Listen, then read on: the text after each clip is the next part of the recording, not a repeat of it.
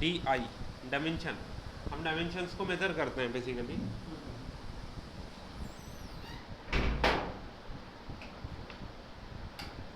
जब आप डायमेंशन को मेज़र करते हो प्रैक्टिकली, तो हमने ये बोला था कि फर्स्ट सेकंड थर्ड फोर्थ हम ऐसे डायमेंशन लिख सकते हैं।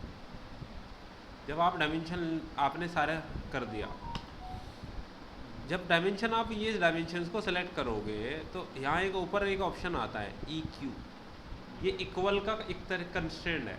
अगर मैं इसको एक्टिव कर दूंगा सारा डिस्टेंस इक्वल हो जाएंगे, इर्रेस्पेक्टिव वो क्या थे, तीनों अब इक्वल हो गए। लेकिन यहाँ माइंड में ये भी क्वेश्चन आ सकता है किस वैल्यू के इक्वल होंगे। अगर हमें ये भी कुछ करना हो कि इन तीनों में से आपको किसी एक वैल्यू के इक्वल करना है, जैसे एक 9000 है, एक गैप 11000 है, एक गैप 14000 है, भाई अगर इन तीनों से ही बाहर जाना है तब तो हम कुछ नहीं कर सकते। लेकिन अगर इन तीनों में से किसी एक वैल्यू के इक्वल करनी है सारी वैल्यूज़, तो आप उस एक डायमेंशन को सेलेक्ट करके लॉक कर दो और उसके बाद इक्वल कर दो, तो अब सारे 11000 हो गए। आप चाहें तो डायमेंशन मेज़र करके देख लो। ठीक है, इक्वल से इक्वल इक्वली लिख दिया। हाँ, उसने इक्वल ही लिख दिया, कंस्टेंट दिखाएगा ना। इक्वल के नीचे डायमेंशन आ सकती है किसी। हाँ, ये आ गई ना, वहीं के वहीं। नहीं, ठीक है, ये अपना डायमेंशन हमने बता दिया उसको, इस तरीके से आप लिख सकते हो।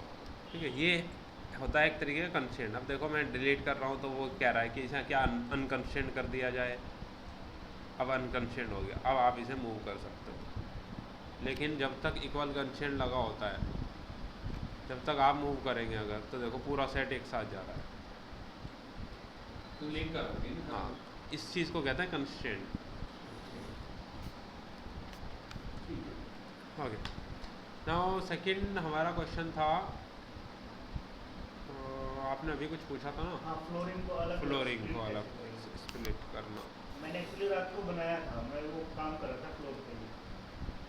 चलो जी, अच्छी बात है। वो कर नहीं पाया मैं। तो फाइल भेज दीजिए। फाइल भेजी हुई थी मैंने। भेजी है। हाँ।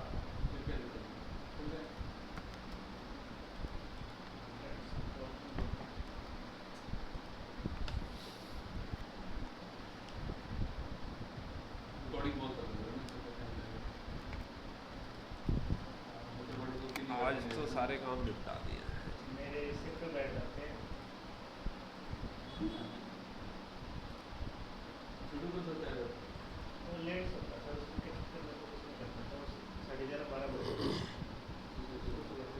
और उसको सुलाता हूँ तो मेरी हिम्मत ही नहीं होती। उससे ज़्यादा पहले मुझे नींद आ जाती है उसको सुलाने के चक्कर में। एक बार लेट आओ ना फिर नींद आ जाता है।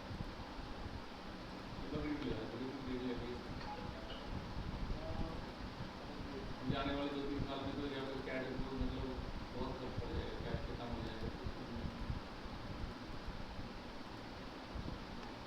मैंने जब 2008 में सीखी थी, मेरे पास सर्टिफिकेट है रैबिट वालों से, सॉफ्टवेयर की वजह से 2 महीने लगाई थी क्लास। अच्छा, 2008 में जब शुरू हुआ सर्टिफिकेट तब से मेरे पास हरियाणा नौकरी वाला ने उसने है 2022 कोई 23 कर लेना है करके अच्छा ये बना देते हैं।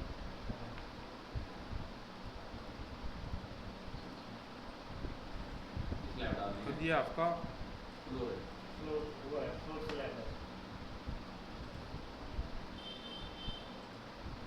ठीक है जी। अब इसको मैंने सेलेक्ट किया, सेलेक्ट करने के बाद मेरे पास यहाँ क्रिएट के अंदर एक ऑप्शन है। क्रिएट के अंदर हमारे पास यहाँ एक ऑप्शन है, दैट इज़ क्रिएट पार्ट्स। हमने क्रिएट पार्ट्स पे क्लिक कर दिया, फिर आया डिवाइड पार्ट्स, हमने डिवाइड पार्ट्स पे क्लिक कर दिया। अब कहाँ से करना है, एडिट करते हैं स्केच। किस पोर्शन को मुझे अलग करना है,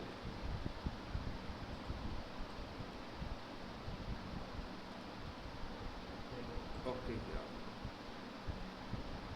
डन। अभी हम 3D में आए।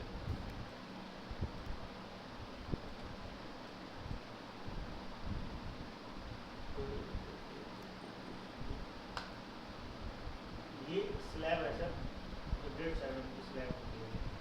अच्छा, वो सिंगल स्लैब है तो इसमें फिनिशिंग कोई बेस्ट है। बात नहीं, कोई बात इसके नहीं। अंदर वो फ्लोर वो फिनिश फिर भी हम डिवाइड तो कर सकते हैं, कुछ ना कुछ मिस। अच्छा सेलेक्ट करें, लेकिन अब ये ऑप्शन आ ही नहीं रहा। सही तुमने इसमें बढ़ा रखा है तुमने अपना फीड इंजीनियर। हाँ वेब फिटिंग्स नहीं होती ना। सेलेक्ट किया तो भैया हटा क्यों नहीं है प्रॉपर्टीज में। सेलेक्ट किया मैंने 3D में उस बार में, create parts, divide parts, edit sketch.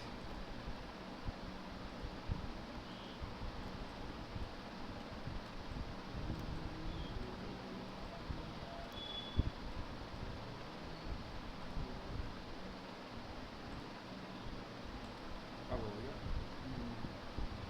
ऐसे कैसे, ये अलग से सेलेक्ट करो।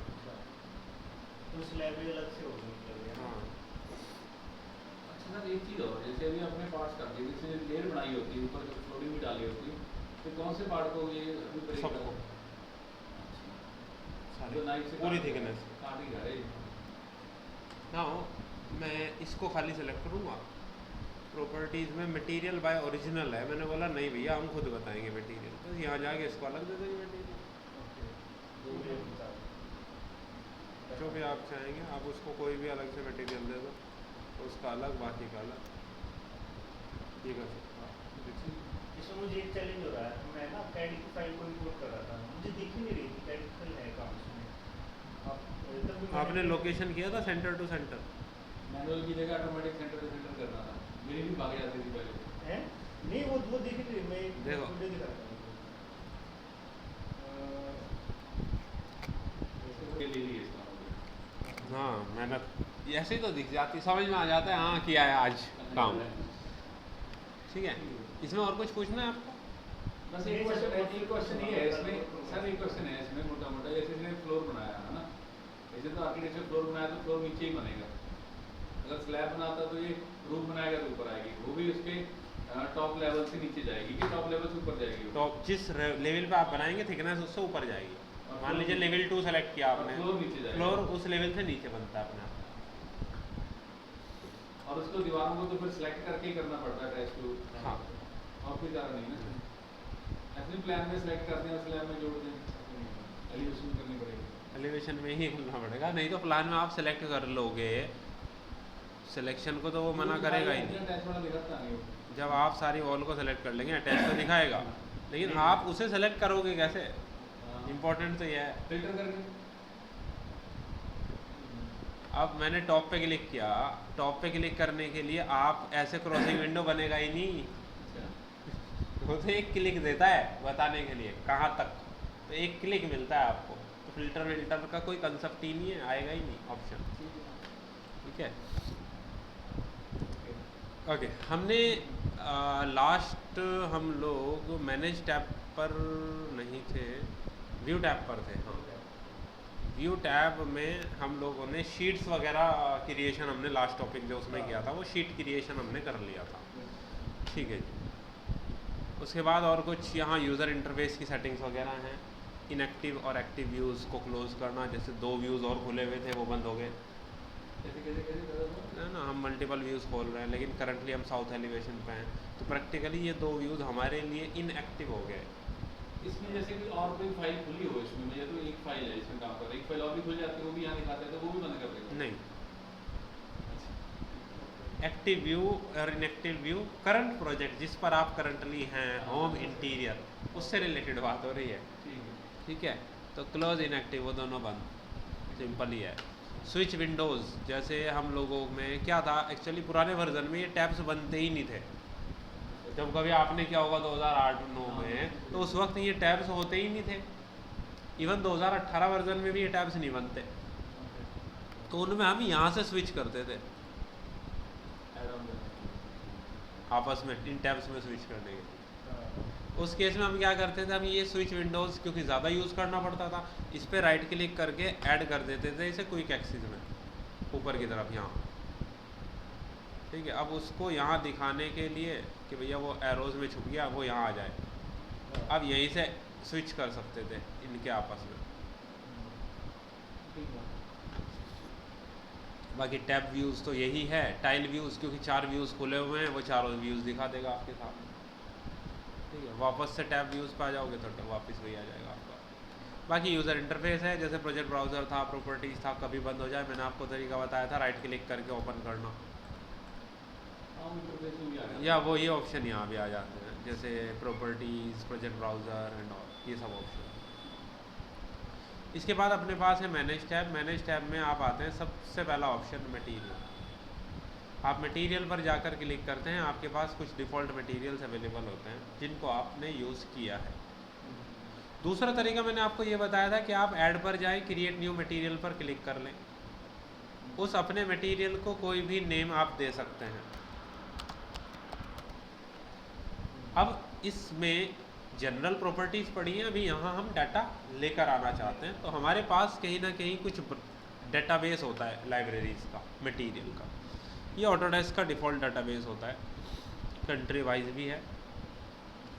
सबसे जनरल जो होता है वो अपीयरेंस लाइब्रेरी, यहाँ सारी कैटेगराइजेशंस हैं, आपको कोई भी चाहिए यहाँ से आप ले सकते हो। फॉर एग्ज़ाम्पल हमने बात की है वॉल की, स्टोन के ऑप्शंस हैं, टाइल के ऑप्शंस हैं। वॉल पेंट पे आप आ जाए, ग्लोसी या मैट। लेकिन अगर हम आपको मेसनरी वाले पैटर्न पर लेके आए, जैसे ब्रिक पैटर्न,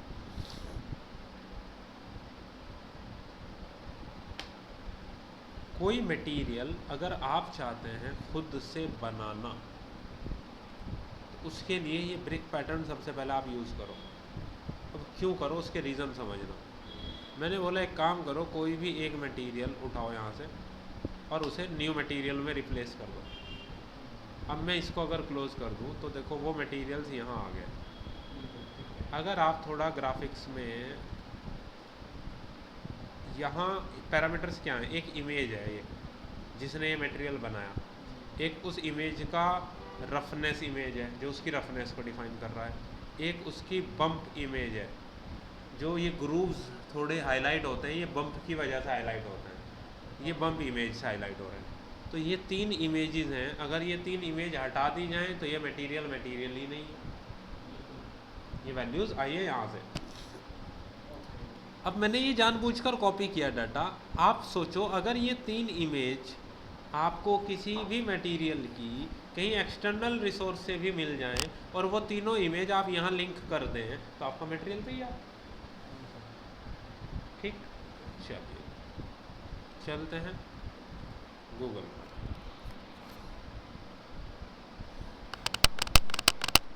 एक था CG ट्रेडर, शायद 3D मॉडल्स था,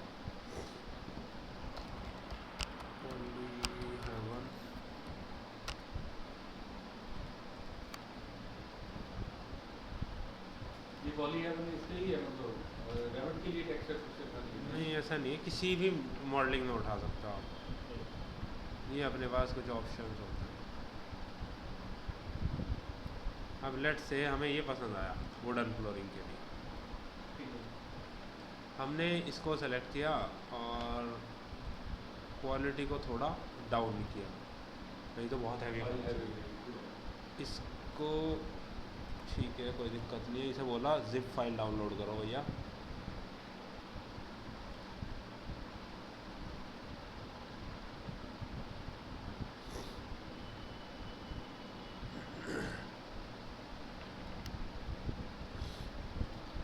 एक जिप फाइल आ गई, उस जिप फाइल को हमने एक्सट्रैक्ट किया।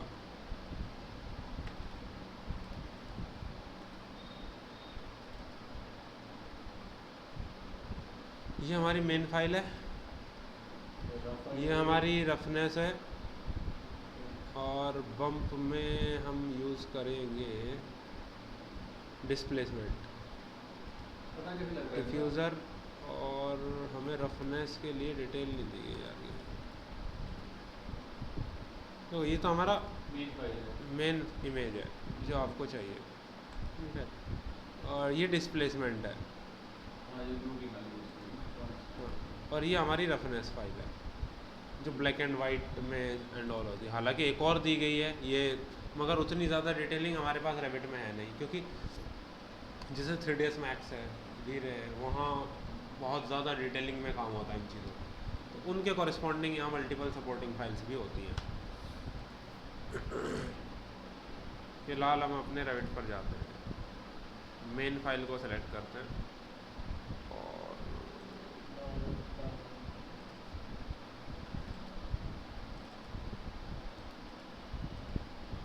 ये हमारी नॉर्मल फाइल है,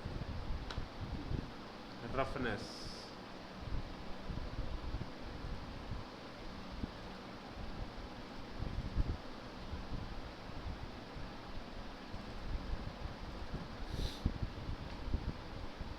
ये रही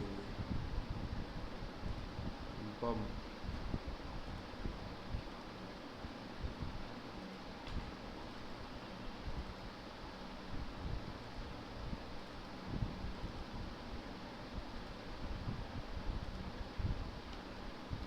तो अब यहाँ पर हम प्रीव्यू चेक कर सकते हैं। हमने ये लगाया है फ्लोर टाइप के लिए ना, प्लेन पे देखो,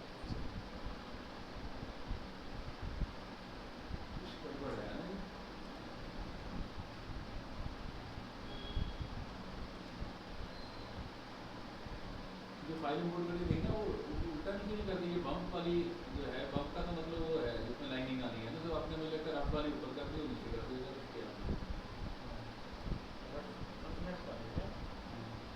रफनेस वाली तो लाइनिंग आनी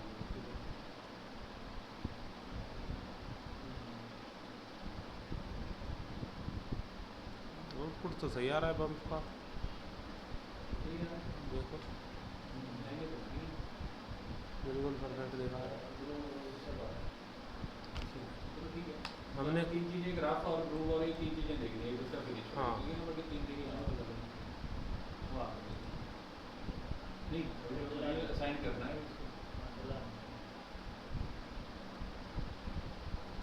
तो इसको अलग, ये पार्ट हमारा अलग सब क्यों नहीं दिखा रहा है यार, ये हो गया। अच्छा ये रहा ना ऑप्शन मटेरियल,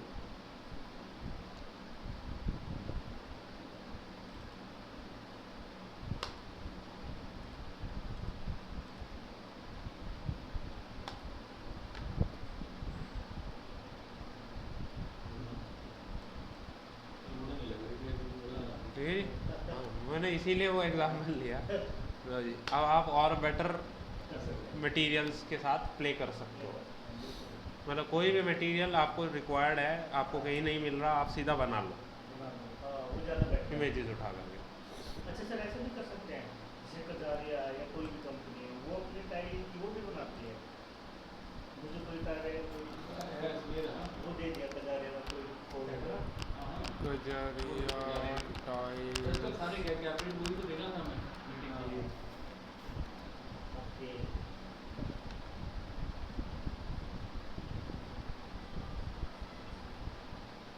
वो हमें बैठ करके ढूंढने पड़ेंगे कहाँ कहाँ क्या क्या ऑप्शन दे रखे होंगे।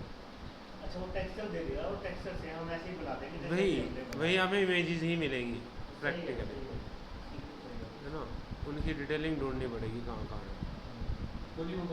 इस तरीके की, इस तरीके से वो आपका जो भी क्लाइंट है आप उससे बोल सकते हो, जिससे आप मटेरियल लेते हो हाँ, वो आपको प्रोवाइड करेंगे, हाँ, बिल्कुल ठीक हर है। चीज़ मिल जाती है।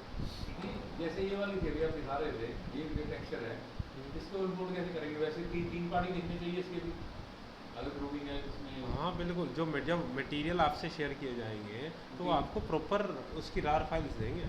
तीन तीन तीन ही होने चाहिए ना बिल्कुल। इसमें, पूरी करने के लिए, दो में तो नहीं हो पाएगा। 3 से ज़्यादा ही होंगे, कम नहीं मिलेंगे आपको। मैंने बोला ना अदर रेंडरिंग सॉफ्टवेयर्स के लिए तो बहुत वास्ट होती हैं ये चीज़ें। ऑनलाइन भी ऐसे डाउनलोड अगर नहीं है, अगर उसके पास नहीं है तो सिंगल इमेज से काम चला सकते हैं। चला सकता है, आप खाली एक इमेज डाल दो, लेकिन तो फिनिश वाली फिर वो ग्रूव्स बम्प्स एंड ऑल उन सब में प्रॉब्लम है। जॉटिंग नहीं आएगी कुछ। शिक्षा नहीं होगी। फिर जो मॉडलर क्या बोलते हैं उनको, जो हमारे डिज़ाइनर्स होते हैं, इंटीरियर डिज़ाइनर्स, वो क्या करते हैं, उन इमेजेस जो एक सिंगल इमेज होती हैं उनको डाउनलोड करते हैं, फिर उनका बम्प फाइल और उनका roughness with help of Photoshop create करते हैं, अच्छा उसके बाद फिर यूज़ करते हैं ताकि उसको रियलिस्टिक दिखा सकें। ठीक है जब ऐसे भी नहीं है हाँ काम गया ये। तो इस तरीके से हम अपना मटेरियल के साथ प्ले कर सकते हैं। चलो जी, मटेरियल के अलावा हमने ऑब्जेक्ट स्टाइल्स के जैसे डोर्स हैं। डोर आप देखते हो इन जनरल 2D के अंदर या उसमें आपको ब्लैक कलर से नज़र आता है एज ए सॉलिड पैटर्न।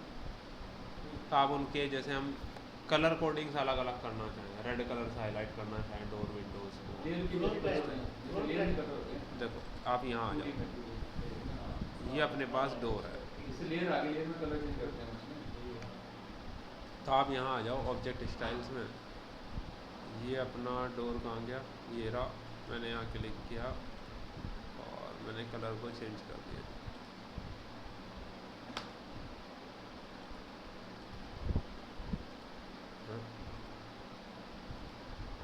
और इसमें भी सर दो तरह के मतलब वो कलर हो गए, टू एक जैसे टू कलर हो गया ना।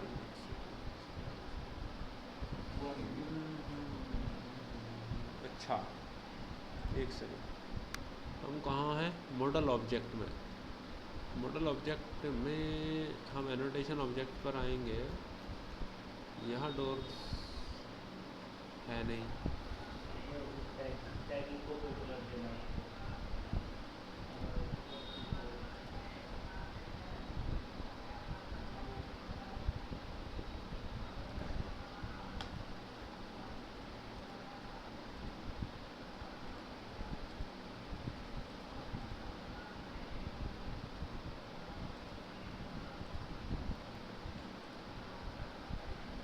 डोर सेलेक्टेड है,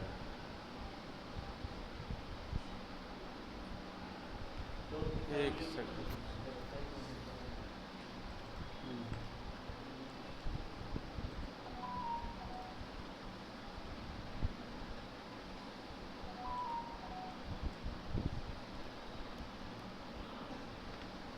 modify, manage object styles, Windows,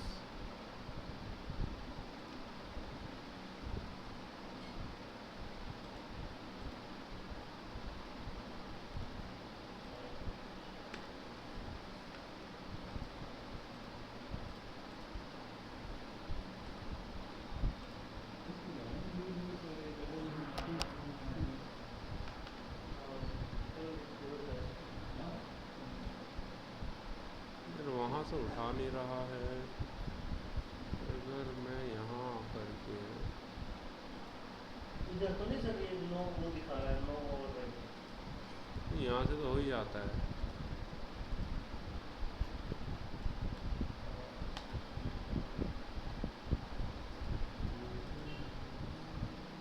अगर इस फाइल में कुछ छेड़छाड़ हो आप उस फाइल में नहीं होना नहीं, एक को भी डोर तो ऐसे ही लगा रखे हैं तो उसमें क्या चेंज कर दिया आपने? लाइब्रेरी से होता है। चलो कोई बात नहीं, रुक जाओ, इसे छोड़ दो, ज़्यादा टाइम ख़राब नहीं करते। स्टार्टिंग में जब हमने एक प्रोजेक्ट पे काम किया था ना, रेजिडेंशियल बिल्डिंग स्टार्टिंग, उस टाइम पे मैंने आपको कुछ स्नैप की सेटिंग्स के बारे में बताया था, लेंथ स्नैप। हाँ, हालांकि कोई एप्लीकेशन कुछ खास है नहीं, बस स्नैप ऑफ ना हो, ये इस चीज़ का ध्यान रखना है। और प्रोजेक्ट इन्फॉर्मेशन मैंने शीट्स के टाइम पर आपको डिफाइन किया था कि आपको प्रोजेक्ट की इन्फॉर्मेशन भी डालनी है जो शीट्स पर ऑटोमेटिकली टाइटल ब्लॉक्स में ऐड अप हो जाती है, जैसे बिल्डिंग का नाम, बिल्डिंग का ऑथर, ऑर्गेनाइजेशन, प्रोजेक्ट का इशू डेट एंड ऑल, ये सब डिटेल्स। उसके बाद अपने पास है पैरामीटर, ये तो क्लाउड सर्विस है। आप यहाँ पर आएँ, एक होता है प्रोजेक्ट पैरामीटर्स, एक होता है शेयर्ड पैरामीटर्स, एक होता है ग्लोबल पैरामीटर्स। ठीक है, सबसे पहले बात करें प्रोजेक्ट पैरामीटर की। जब मैंने ओपन किया तो एक विंडो ओपन होती है प्रोजेक्ट पैरामीटर, यानी कि कोई भी एक ऐसा पैरामीटर जो मेरे पास रेविट में अभी एग्जिस्ट नहीं करता, लेकिन मैं डिफ़ाइन करना चाहता हूँ। जैसे फॉर एग्ज़ाम्पल आप कह सकते हैं कि सर मुझे हर स्पेस के अकॉर्डिंग वहाँ की मेरी लाइटिंग की रिक्वायरमेंट मुझे डिफ़ाइन करनी है कि रिक्वायर्ड इल्यूमिनेशन कितना है किसी भी रूम के लिए, मुझे वो कोई पैरामीटर डिफाइन करना है। अब मैं उसे रिक्वायर्ड लाइटिंग भी बोल सकता हूँ, रिक्वायर्ड इल्यूमिनेशन भी बोल सकता हूँ, जो भी मैं बोलना चाहूँ। अब बाय डिफ़ॉल्ट तो अवेलेबल है नहीं रेविट में, तो आपको बनाना पड़ेगा, आप जाएंगे सीधे न्यू पैरामीटर, आप बताएंगे कि आप क्या बना रहे हैं, उसका नाम रिक्वायर्ड लाइटिंग, मेरा डिसिप्लिन जिसके लिए मैं ये बना रहा हूँ दैट इज़ इलेक्ट्रिकल, पैरामीटर है मेरा इल्यूमिनेंस क्योंकि वो इल्यूमिनेंस को बताएगा, ये इम्पोर्टेंट है समझना। अब ये जो पैरामीटर मैंने बनाया ये मुझे कौन कौन सी कैटेगरी में शो करना है ये इम्पोर्टेंट है, वो तभी दिखाएगा। आपने बोला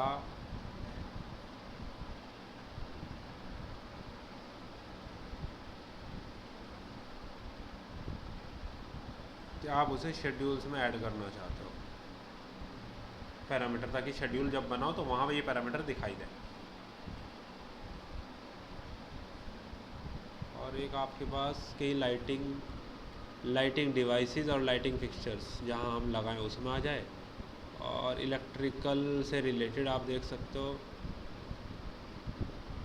इलेक्ट्रिकल इक्विपमेंट, हालांकि इसमें कुछ है नहीं, लाइटिंग में ही ज़रूरत है ना, ज़रूरत तो उसी में है। अब फ़िलहाल हम उसे ले आए, रूम्स हमने बनाए थे ना, रूम्स का कहीं ऑप्शन है, रूम्स में भी हमने इसे इंक्लूड कर लिया, ओके कर दिया। अब जब हम अपने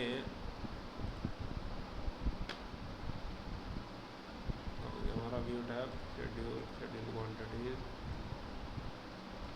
अगर आप रूम्स के अकॉर्डिंग भी अपना रूम का शेड्यूल बनाओगे तो यहाँ रिक्वायर्ड लाइटिंग का पैरामीटर आ जाएगा।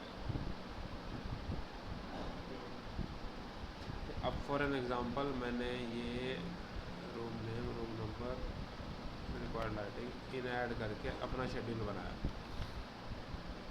हाँ, रूम मैंने डिफाइन नहीं कर रखा इस प्रोजेक्ट के अंदर, तो रिक्वायर्ड लाइटिंग में जो वैल्यूज़ आएंगी वो लक्स में ही आएंगी, या UN आप प्रेस करके उसकी यूनिट चेक कर सकते हो।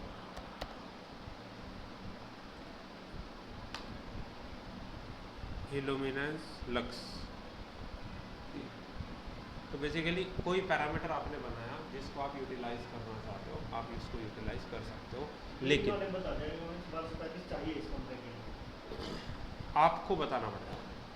अच्छा, ये तो एक पैरामीटर ऐड हो जाएगा वहाँ टेबुलर डाटा में एक्सेल की तरह, आप बताएंगे कि इस रूम में आपको कितने लक्स की ज़रूरत पड़ेगी, एक एंट्री करने के लिए आपको पॉइंट मिल गया। अब आपको चाहिए मान लीजिए 500 लक्स, तो आप जैसे ही 500 लिख के एंटर करोगे, उसे पता है पैरामीटर ये इल्यूमिनेंस बता रहा है, तो ये लक्स वगैरह की यूनिट अपने आप लगाएगा उसके आगे, क्योंकि पैरामीटर आपने डिफाइन कर दिया कि वो क्या है एक्चुअली में। इलेक्ट्रिकल डिसिप्लिन का इल्यूमिनेंस पैरामीटर है तो वो लक्स में ही आएगा क्योंकि उसकी यूनिट भी लक्स है। ठीक है, तो इसका यूनिट नंबर है। बिल्कुल। अच्छा सर, इसमें क्या है, जैसे आपने पैरामीटर को हमने डिसाइड कर लिए, हमने जो हमने डिसाइड किया जैसे लक्स का हमने कर लिया कि इसमें 300 लक्स चाहिए, तो उसको रूम की अपने आप वो जो लाइट फिक्सर लगे उसमें 300 करेगा कि उसको नहीं, वो फिर MEP में होगा क्या प्रैक्टिकली, हम ये चेक करेंगे कि कितनी नंबर ऑफ लाइट्स हमें इवनली डिस्ट्रीब्यूट करनी है, जैसे 300 लक्स क्योंकि शेप के अकॉर्डिंग भी वेरिएशन आ जाएंगे, नंबर ऑफ लाइट्स हमें उसी तरीके से, ताकि इवनली डिस्ट्रीब्यूशन हो पाए। अगर कोई स्क्वायर है और मान लीजिए स्पेस हमें इल्यूमिनेशन की रिक्वायरमेंट बहुत कम है, तो हम एक लाइट भी सेंट्रलाइज लगा दें तो उससे इवन डिस्ट्रीब्यूशन हो जाएगा। Exactly. जैसे हॉल है, अभी इसमें हॉल लिख दिया, बेडरूम का हॉल है, हॉल में हमें मान लो लक्स 300 मेंटेन करना, तो उसके लिए 300 के लिए हमें हो सकता है 20 लाइटें लगे, बिल्कुल, नंबर ऑफ लाइट्स लगे। और एक छोटे रूम में 300 लक्स मेंटेन करने के लिए वो एक ही लाइट से भी हो सकती है। हमने उससे लाइट बताई ना कितनी रिक्वायर्ड है लक्स के हिसाब से, नहीं अपने आप नहीं बताया, ये सारी कैलकुलेशन प्रैक्टिकली तो डायलक्स में होती है। हाँ, डायलक्स सॉफ्टवेयर हमें तो बस लिख के लेकिन आप इन्फॉर्मेशन ट्रांसफर कर रहे हैं कि भाई हमें इसके रूम के लिए कितनी चाहिए, काइंड ऑफ इन्फॉर्मेशन के लिए जिसमें लिखा होता है वो हम उसको यहाँ कॉपी कर देंगे, टाइप करके ये चाहिए। अच्छा, ये जो हाँ, ये जो पैरामीटर हमने बनाया, ये पैरामीटर बेसिकली प्रोजेक्ट पैरामीटर है। जब भी मैं किसी नए प्रोजेक्ट पे अगर काम करने के लिए जाऊंगा और उस प्रोजेक्ट में मैं कोई शेड्यूल डिफाइन करूंगा,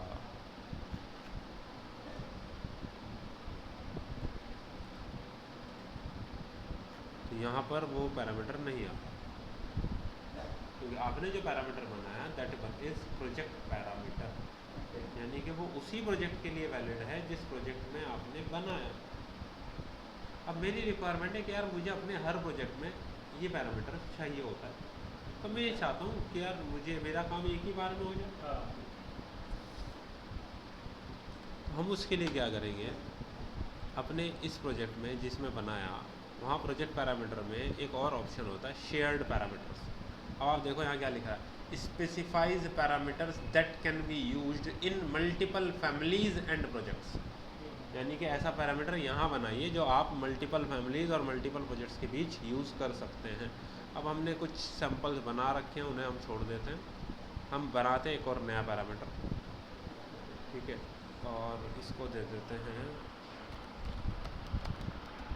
इल्यूमिनेशन। एक फ़ाइल डॉक्यूमेंट्स में सेव हुई है, हमने की है। एक नया ग्रुप बनाइए जी उस पैरामीटर के लिए, हमने ग्रुप बोला ये लाइटिंग का ही ग्रुप है जी।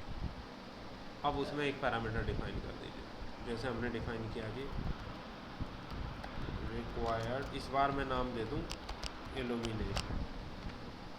वही कॉमन अपना इलेक्ट्रिकल है, इल्यूमिनेंस है, आगे जी पैरामीटर। या उसके अलावा मैं ये चाहता हूँ,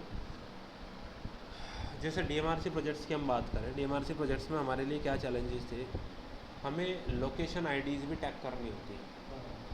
लोकेशन आईडी टैग करना क्यों ज़रूरी था, क्योंकि एक था उसका प्रोजेक्ट प्लान जो प्रोजेक्ट मैनेजमेंट की टीम से मिलता है। उस प्रोजेक्ट मैनेजमेंट की टीम में प्लान के अंदर क्या होता है, हमारे WBS के हेडर्स और उनके टास्क डिफाइन होते हैं, कौन कौन से टास्क परफॉर्म होने हैं।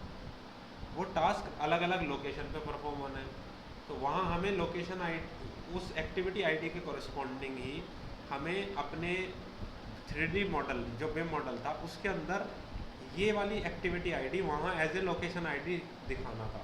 तो हमें एक पैरामीटर वहाँ बनाना पड़ा लोकेशन आईडी के नाम से। तो इसी टाइप से हमने उनके साथ प्ले किया कि हमने पैरामीटर्स को डिफाइन किया। यहाँ हमने जैसे रिक्वायर्ड इल्यूमिनेशन बना दिया, अब आपने इसको ओके कर दिया, ये हमारा एक शेयर्ड पैरामीटर बना। उससे क्या फ़ायदा होगा कि जब मैं इस प्रोजेक्ट पर आया, यहाँ आकर के मैं मैनेज में जा रहा हूँ, प्रोजेक्ट पैरामीटर तो है नहीं मेरे पास, यहाँ एक शेयर्ड पैरामीटर का ऑप्शन है। अगर यहाँ नहीं भी आएगा मैं ब्राउज़ पे जाऊँगा, मुझे पता होगा लोकेशन डॉक्यूमेंट्स में पड़ा है, डॉक्यूमेंट पे जाके मैं अपने फाइल अपने उसको सेलेक्ट करके ओपन करूँगा, वो मेरा यहाँ आ गया रिक्वायर्ड इल्यूमिनेशन, ठीक है, ओके। अब प्रोजेक्ट पैरामीटर पर जा कर के जब आप ऐड करोगे तो प्रोजेक्ट पैरामीटर तो नहीं है, लेकिन आपने शेयर्ड पैरामीटर में ऐड करिए ना, तो शेयर्ड पैरामीटर पे जाके आप सेलेक्ट करोगे, ये वाला फट है शेयर्ड पैरामीटर में डाटा, आपने इसे ओके किया, ये आपके प्रोजेक्ट में इंपोर्ट हो गया एक क्लिक से।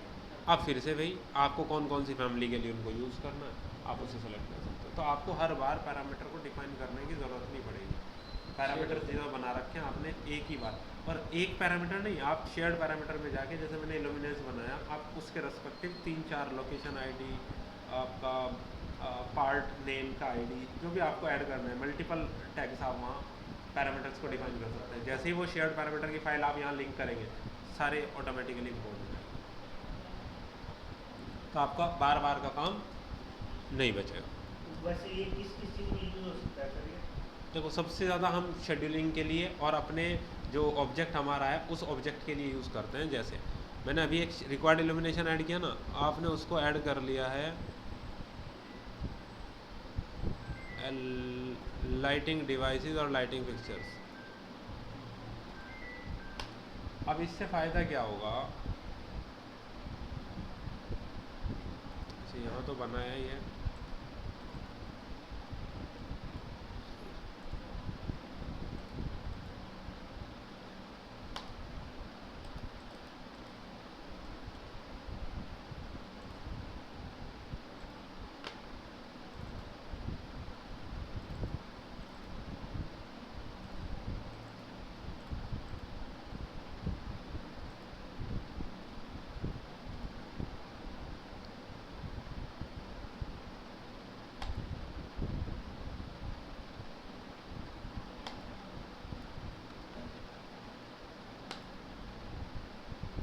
देखो आगे पैरामीटर इससे कहाँ आगे पैरामीटर? और इसका यूज़ यहाँ पे कैसे होगा सर? मतलब वैल्यूज़ बताने के लिए कि आपको कितनी इल्यूमिनेशन चाहिए। मान लीजिए आपने प्रैक्टिकली रिक्वायरमेंट आ गई, हमारे पास रिक्वायरमेंट है 600 लक्स, हाँ 4 लाइटें लगी हुई है, तो मतलब एक लाइट को कम से कम 150 लक्स देना पड़ेगा। तो आप इस तरह रिक्वायरमेंट यहाँ फीड कर सकते हो बस। लेकिन प्रैक्टिकली हम ये चेक नहीं कर सकते वो लाइट दे भी रही है या नहीं, हाँ, बड़ी तरह से सेटिस्फेक्शन है कि यहाँ 150 भी लगी वैल्यूज़ के अकॉर्डिंग। हाँ बिल्कुल। तो जब आपका जो कॉन्ट्रैक्टर होगा जो वहाँ पर अपना वर्क कर रहा होगा, आप उसको बता सकते हो हर फिक्चर कि के भैया ऊपर हमें एक एक फिक्चर का वो कैपेसिटी चाहिए जो हमें 150 लक्स दे सके। तो ये है हमारा शेयर्ड पैरामीटर। सेम इसी तरह वापस जाते हैं हम लोग, एक ऑप्शन होता है global parameters. Specifies parameters that can be added to a project and used to define values of other parameters. मैंने ग्लोबल पैरामीटर्स पर क्लिक किया, एक नया पैरामीटर ओपन हुआ है, मैंने यहाँ जा कर के एक नया पैरामीटर डिफाइन कर दिया।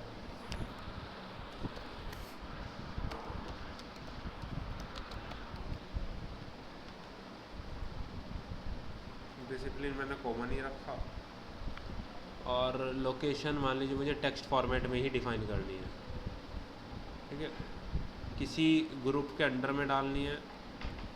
मैंने बोला एक काम करें, इसे हम जनरल की कैटेगरी में ही डाल दें।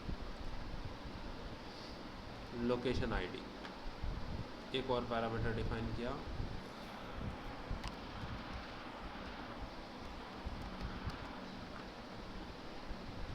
पार्ट की ID again common, part ID हमें बतानी है नंबर्स में, और इसको हम रख लेते हैं, अच्छा बताने के लिए चलो इसे अदर में ही रख लेते हैं। वो एक चीज़ जनरल में डाली, एक चीज़ अदर वाले कैटेगरी में डाली।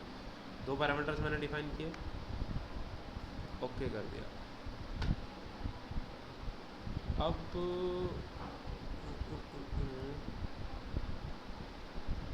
क्या था, एक सेकंड, ग्लोबल पैरामीटर को लिंकिंग भी तो करना था ना, यहाँ ऑप्शन क्यों नहीं आ रहा है।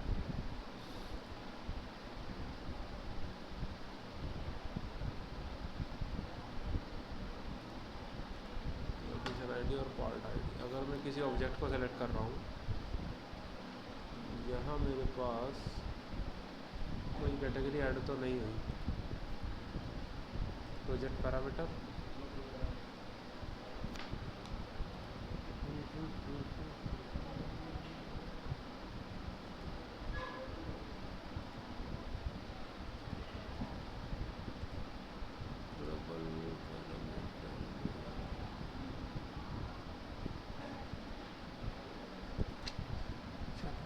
मैं